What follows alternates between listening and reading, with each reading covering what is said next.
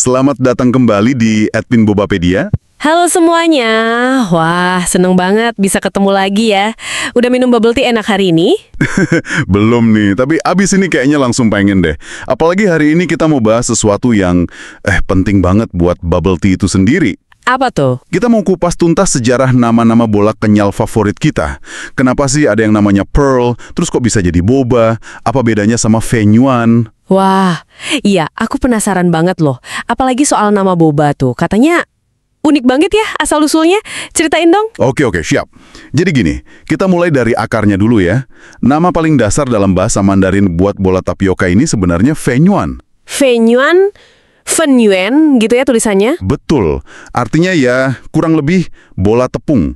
Merujuk ke bahan dasarnya kan dari pati tapioka, dari singkong. Cukup simpel awalnya. Oke, Fenyuan. Terus gimana ceritanya muncul nama Pearl atau Zhengzhou? Nah, ini kita lompat ke tahun 1986. Di Tainan, Taiwan. Ada kedai teh terkenal, Hanlin Tea Room. Pendirinya namanya Tu Chonghe. Hanlin Tea Room, oke. Terus? Dia ini, menurut catatan sejarahnya, waktu itu lihat Fenyuan di pasar Yamuliao. Tapi warnanya putih. Oh, jadi awalnya putih ya? Bukan yang hitam kayak sekarang? Iya, awalnya putih. Nah, karena bentuknya bulat kecil dan putih itu, dia kepikiran, wah ini mirip mutiara ya. Ah, Zhengzhou, mutiara dalam bahasa Mandarin kan? Tepat sekali. Makanya, dia tambahin Fenyuan putih itu ke teh susu, terus dinamain deh minumannya Zhengzhou Naicha. Atau kalau kita kenal, ya Pearl Milk Tea. Keren ya inspirasinya. Keren banget, puitis gitu ya, dari mutiara. Terus yang hitam gimana ceritanya? Nah, yang hitam itu muncul belakangan. Katanya sih setelah Fenyuannya dimasak atau direndam pakai gula merah. Makanya warnanya jadi gelap dan rasanya lebih manis legit. Oh gitu. Pantesan sekarang lebih umum yang hitam ya. Tapi Hanlin katanya masih jual dua-duanya ya? Masih. Kabarnya begitu. Jadi bisa pilih mau yang pearl putih original atau yang hitam. Oke, paham soal Pearl. Nah, sekarang nih bagian yang paling bikin penasaran. Nama boba. Bopa. Gimana ceritanya? Nah, ini dia nih bagian serunya. Kita maju sedikit ke tahun 1988, atau sekitar itulah. Masih di Tainan juga. Oke. Ada kedai kecil namanya Caomeng, atau Grasshopper. Mereka mulai pakai Fenyuan, tapi ukurannya jauh lebih besar dari Pearl standar punya Hanlin. Gede gitu bolanya. Nah, ukuran besar ini kuncinya ya. Terus hubungannya sama nama boba, gimana? Aku dengar ada kaitannya sama aktris Hong Kong. Persis. Jadi, Dini, karena ukuran bolanya yang jumbo itu, muncullah julukan baru buat minumannya. Boba Naicha. Boba Naicha. Boba Naicha.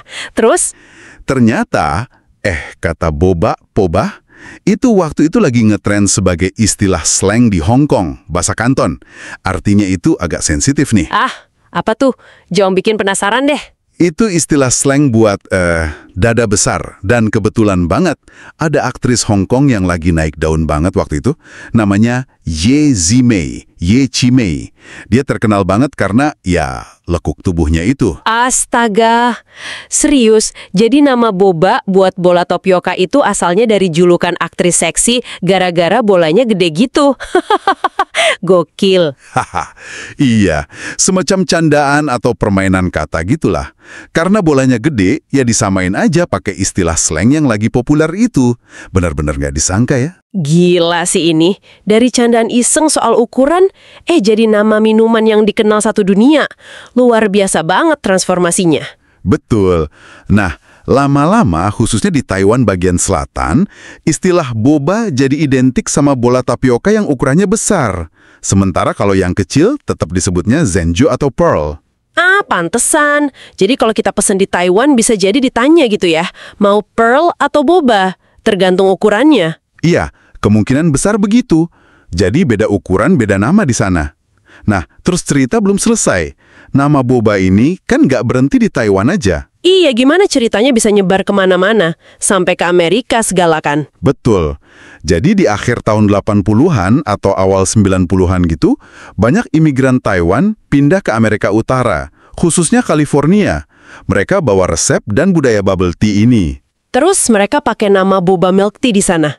Ya, mereka memperkenalkan minuman itu sebagai boba milk tea. Nah, orang Amerika kan nggak tahu arti slang aslinya boba itu apa. Oh iya, nggak ngerti konteks candaan Yezime itu ya. Iya, nggak ngerti. Jadi mereka lama-lama pakai kata boba itu buat merujuk ke bolanya aja. Kayak, can I add extra boba gitu. Jadi artinya bergeser lagi. Wah, menarik banget proses adaptasi bahasanya. Sampai akhirnya masuk kamus Oxford tahun 2018 ya. Keren banget. Iya, sampai diakui secara resmi di Kamus Bahasa Inggris. Perjalanan yang luar biasa banget kan?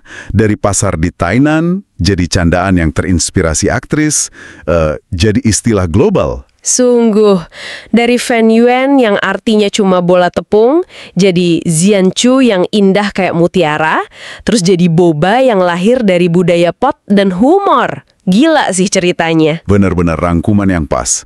Ini bikin kita mikir ya, saat kita nikmatin bubble tea favorit kita. Iya banget. Jadi buat Anda semua yang lagi dengerin, coba deh perhatikan lagi pas pesan minuman nanti. Anda tim pearl yang kecil mungil atau tim boba yang besar dan kenyal. Sekarang jadi tahu kan, ada cerita panjang di balik nama itu. Dan mungkin ini juga jadi pertanyaan menarik buat direnungkan. Seberapa sering sih istilah sehari-hari yang kita pakai itu punya asal-usul yang sama mengejutkannya, sama uniknya, kayak boba, yang ternyata tersembunyi di depan mata kita. Wah, ya juga ya.